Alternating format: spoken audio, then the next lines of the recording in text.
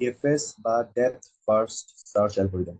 This is a shortest path finding algorithm.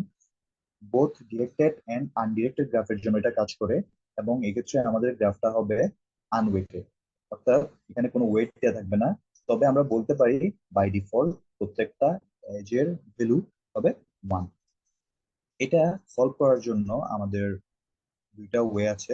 এটা হচ্ছে stack implementation, অর্থাৎ আমরা স্ট্যাক ডাটা স্ট্রাকচার ইউজ করে এটা সলভ করতে পারি। And another way is recursive solution.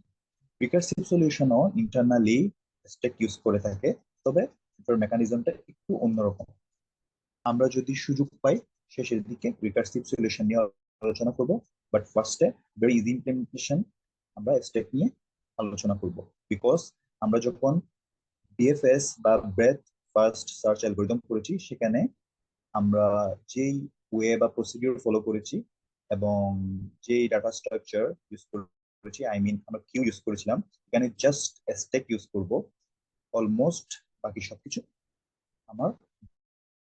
তো আমি যদি গ্রাফটা সলভ করা স্টার্ট করি, ধরে নিয়ে আমার স্টার্টিং পয়েন্ট এ। সো আমার স্টেকে আমরা পুশ করব একে। সো এখন আমার স্টেকে এ আছে, স্টেকের টপ ভ্যালুকে আমি পপ আউট করে নিয়ে আসব এবং তাকে প্রসেস করা শুরু করবো। তাহলে আমার ডিএফএস এ অ্যাড হবে এ, এবং আমি যদি ডিএফএস ট্রিটাও ড্র করার ট্রাই করি, তাহলে আমার ট্রিটাতে এখন থাকবে এ। এবং একে যেহেতু প্রসেস করা স্টার্ট করেছি, এর চাইল্ড গুলা আমার এখানে স্টেকে আমাকে পুশ করতে হবে। এটা হবে বি এবং এস। ওকে, সো আমি যদি এর চাইল্ড গুলাকে আমার ডিএফএস ট্রিতে অ্যাড করি, তাইলে বিষয়টা দাঁড়াবে এরকম। ওকে, একে প্রসেস করা শেষ, ভিজিটেড এন্ড এক্সপ্লোর। অর্থাৎ আমার স্টেকে যদি কাউকে আমরা ইনসার্ট করি, তখন আমরা বলবো ভিজিটেড, এবং তাকে যদি স্টেক থেকে পপ করে দিই এবং তাকে দিয়ে আমি ডিএফএস এ অ্যাড করে ফেলি, তখন আমরা বলবো it is explore. That means আমার এ এক্সপ্লোর, বাট বি এবং এস আমার জাস্ট ভিজিটেড। ওকে, এখন আমার স্টেকের টপে আছে এস। আমি স্টেকের টপ ভ্যালু এস কে স্টেক থেকে পপ আউট করে নিয়ে আসবো এবং এস কে প্রসেস করা শুরু করবো। এস কে প্রসেস করলে এস এর চাইল্ড গুলা আমার স্টেকের মধ্যে অ্যাড হবে। আমরা যদি সি এবং জি কে স্টেকের মধ্যে অ্যাড করি, তাহলে বিষয়টা হবে এরকম। এবং আমি ট্রি এর মধ্যে যদি তাদেরকে অ্যাড করি, সি জি, এবং যেহেতু আমরা এস কে প্রসেস করে ফেলছি, সো ডিএফএস এ এস অ্যাড হবে। ওকে, দেন আমার স্টেকের টপে আছে এখন জি। তো আমি জি কে স্টেক থেকে বের করে নিয়ে আসবো, জি কে ডিএফএস এ অ্যাড করেছি, এবং জি এর চাইল্ড গুলা যদি আমরা খেয়াল করি, F R H. So F আর এইচ কে আমরা স্টেকে পুশ করেছি, F R H.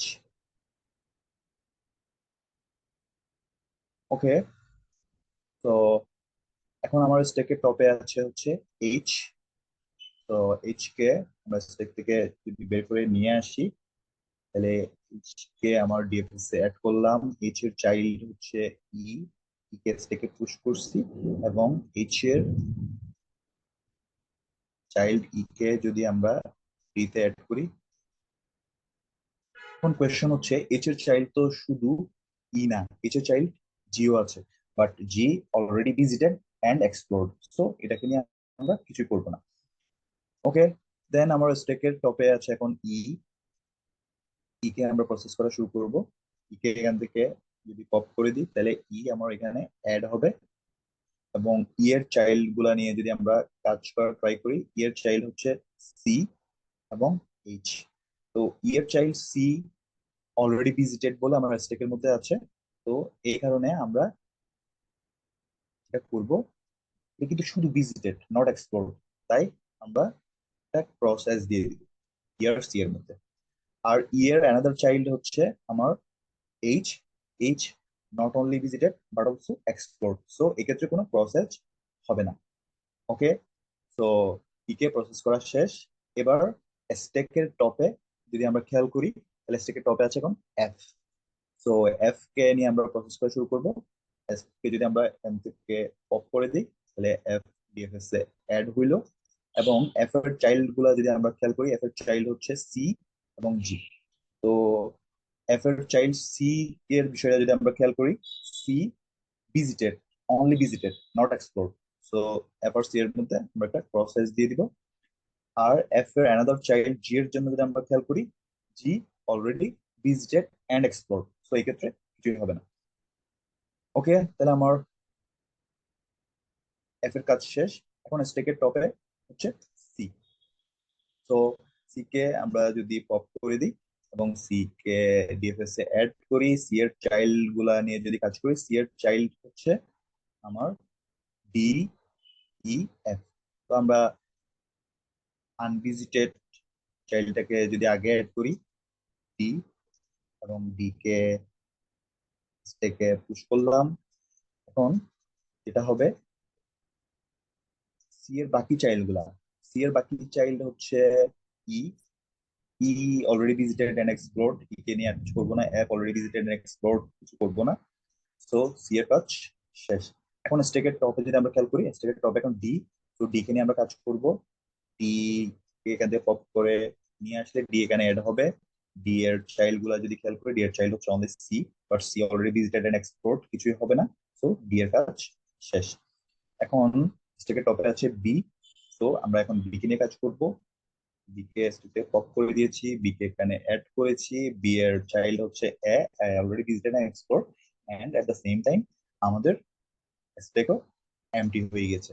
So this is my DFS traversal order, এবং this is our DFS tree. Okay, so আমরা যদি একটা কোয়েশ্চেন করি, আমাদের ডিএফএস ট্রাভার্সাল অর্ডার শুধু এটাই হবে, অন্য কিছু কি হতে পারে? ইয়েস, হতে পারে। লাইক আমরা এই যে এর পরে এস এর দিকে গেলাম, অর্থাৎ আমি এ বি এস এভাবে অ্যাড করেছি। আমি যদি এ এস বি এভাবে করে অ্যাড করতাম, তাহলে কিন্তু আমার এর পরে বি ভিজিটেড হতো, দেন এস এর দিকে আসতো এভাবে। তো তখন আমরা আরেকটা ট্রাভার্সাল অর্ডার পাইতাম।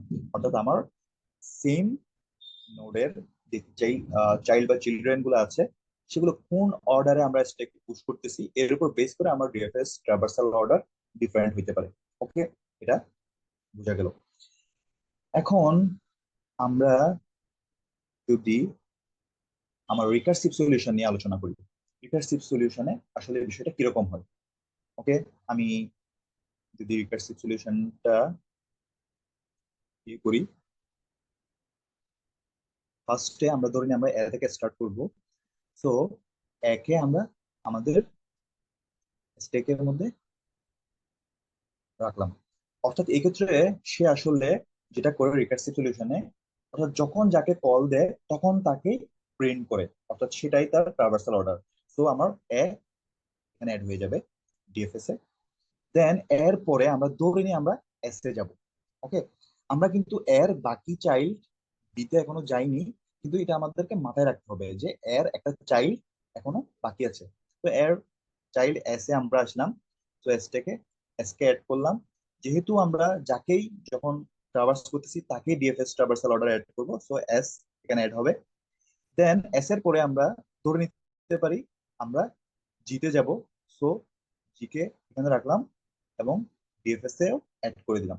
ওকে, দেন আমরা জি এর চাইল্ড চাইল্ড গুলোর মধ্যে যে কোনো একটা নিয়ে কাজ করবো। ধরে নিই আমরা এইচ কে নিয়ে কাজ করতেছি। এখানে আমাদের একটা বিষয় মাথায় রাখতে হবে, আমরা কাকে কাকে নিয়ে কাজ করে ফেলছি এটা কিন্তু মাথায় রাখতে হবে, না হলে আমরা পরে বিষয়টা মিলাইতে পারবো না। তো আমরা এর কে নিয়ে কাজ করছি, এর চাইল্ড এস কে নিয়ে কাজ করছি। ওকে, এরপরে আমরা জি কে নিয়ে কাজ করেছি। দেন আমরা এইচ কে নিয়ে কাজ করেছি। দেন আমরা এইচ এর পরে ই কে নিয়ে কাজ করেছি, মানে এইচ ই। ই এর পরে আমরা ই থেকে যাওয়া যায় সি তে, সি কে নিয়ে কাজ করেছি। সি এর পরে আমরা এফ কে নিয়ে কাজ করব। এফ কে এখানে অ্যাড করতেছি।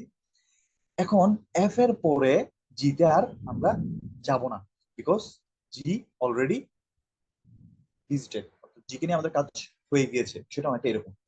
তো এখন আমরা কি করব, মানে আমাদের বিষয়গুলো এরকম ছিল আর কি, এখান থেকে এখানে, এখান থেকে এখানে, এখান থেকে এখানে, এখান থেকে এখানে, এখান থেকে এখানে, এখান থেকে এখানে। এখন এফ যেহেতু আর সামনে যাইতে পারতেছে না, এখন এফ কি করবে, ব্যাক করা শুরু করবে।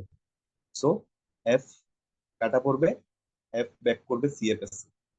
এখন এফ এর পরে যখন আমরা সি তে চলে আসবো, সি দেখবে যে তার আর কোনো চাইল্ড বাকি আছে কিনা। ইয়েস, সি এর কিন্তু চাইল্ড বাকি আছে। সি এর চাইল্ড ই থেকে আমরা সি তে আসছি, সেটা ঠিক আছে। সি থেকে আমরা এফ এ গেছি, সেটা ঠিক আছে, বাট সি থেকে আমরা ডি তে যাইতে পারি নাই। সো আমার এখন ডি তে সে যাবে আবার। ওকে, তাহলে আমার এখানে ডি এড হবে। দেন ডি এর পরে আমরা দেখবো ডি থেকে আর কোথাও যাওয়া যায় কিনা। যদি যাওয়া যায় তাহলে তো ঠিক আছে, যদি যাওয়া না যায় তাহলে যেটা করব, আমরা ডি কে স্ট্যাক থেকে কেটে দিব, এবং স্ট্যাকে বাকি যে এলিমেন্ট গুলা আছে সেখানে আবার ফেরত আসবো, এবং সেটা হচ্ছে কি আমার সি। ওকে, তো সি তে ফেরত আসলাম। এখন সি তে আর কি আনট্রাভার্স কোনো চাইল্ড আছে না, নাই। যদি না থাকে তাহলে সি ফেরত চলে আসবে ই এর কাছে, অর্থাৎ তার প্যারেন্টের কাছে, তো সি তে যার কাছ থেকে গিয়েছিলাম। এখন আমি আমার পাওয়ার বা এক্সিকিউশন পাওয়ার ই এর কাছে চলে এসেছে। এখন ই দেখবে তার আর কোনো আনট্রাভার্স চাইল্ড আছে কিনা। আমরা কিন্তু সি এর ট্রাভার্স শেষ করে ফেলেছি, ডি এর ট্রাভার্স শেষ করে ফেলেছি। না, আমরা দেখতেছি ই এর আর কোনো আনট্রাভার্স চাইল্ড নাই। তাইলে ই চলে আসবে এখন তার কলার এইচ এর কাছে। এইচ দেখবে কি তার আর আর কোনো আনট্রাভার্স চাইল্ড আছে কিনা। না, এইচ এর ক্ষেত্রে আমরা দেখতেছি নাই, এইচ চলে আসবে জি এর কাছে। জি দেখবে সেম ভাবে তার আর কোনো আনট্রাভার্স চাইল্ড বাকি আছে কিনা। না, নাই, জি চলে আসবে এস এর কাছে। এস দেখবে তার আর কোনো আনট্রাভার্স চাইল্ড বাকি আছে কিনা। না, নাই, এস চলে আসবে তার কলার এর কাছে। এ দেখবে তার আর কোনো আনট্রাভার্স চাইল্ড বাকি আছে কিনা। ইয়েস, বাকি আছে। তখন সে চলে আসবে, অর্থাৎ আমার স্টেকে সে অ্যাড করবে বি কে। ওকে, তো আমার এগুলো সবগুলো কাটা পড়বে, আমি আসলে কাটতে late করে ফেলেছি। তো বি কে আমরা স্টেকে অ্যাড করেছি, এখন বি কে প্রসেস করবো। বি এর আর কোনো দিকে কোনো দিকে যাওয়ার জায়গা নাই। এখন বি এর কাজ শেষ। বি দেখবে তার কোনো আনট্রাভার্স চাইল্ড বাকি আছে কিনা। না, নাই, বি চলে আসবে, বিএসটি কে পপ আউট হয়ে যাবে, এবং আমার কল চলে আসবে বা এক্সিকিউশন পাওয়ার চলে আসবে এর কাছে। এ দেখবে হচ্ছে তার আর কোথাও কিছু করার নাই, একে স্টেক থেকে আমরা কেটে দিব। আহ, অথবা আমরা বলতে পারি যে এর তার এক্সিকিউশন পাওয়ার রিটার্ন ব্যাক করবে তার কলারের কাছে। অর্থাৎ এই যে বি এর, মানে আমার এখানে যে বি সবার শেষে অ্যাড হলো, বি কে এখানে রাখতে হবে। এটা আমার একটা DFS traversal order in recursive way. Okay, so আমার কাছে মনে হয় কি রিকার্সিভ ওয়েটা comparatively tough then stack, but এটাও কাজ করবে। এখন রিকার্সিভ ওয়ে থেকে আর কোনো সলিউশন পসিবল? Yes, exactly. আমি এ থেকে যে এস এ গেলাম, এস এ না গিয়ে যদি আমি বি তে যাইতাম তাইলে একরকম হইতো। আবার যে এস এ আসলাম, এস এর পর যে জি তে গেলাম, জি তে না গিয়ে যদি আমি সি তে যাইতাম তাহলে আরেক রকম সলিউশন হইতো। এভাবে রিকার্সিভ ওয়েতে অনেকগুলো সলিউশন পসিবল, এবং রিকার্সিভ ওয়েতে আমরা যেই সলিউশন গুলো পাবো এর মধ্যে কোন একটা সলিউশন আমার স্ট্যাকের সলিউশনের সাথে মিলে যাবে, বা স্ট্যাকেরও মাল্টিপল সলিউশন পসিবল। তার মানে আমরা বলতে পারি স্ট্যাক থেকে আমরা যেসব সলিউশন পাবো সেগুলা সবগুলাই আমরা রিকার্সিভ সলিউশনে ইনক্লুডেড পাবো। বাট রিকার্সিভ সলিউশনে যেসব সলিউশন পাবো তার সবগুলা আমরা স্ট্যাক দিয়ে নাও পাইতে পারি। ওকে, তো আশা করি ব্যাপারটা বোঝা গেছে। আমি রিকমেন্ড করব আমরা যাতে স্ট্যাক সলিউশনটাই পরীক্ষায় ইমপ্লিমেন্ট করি। ধন্যবাদ।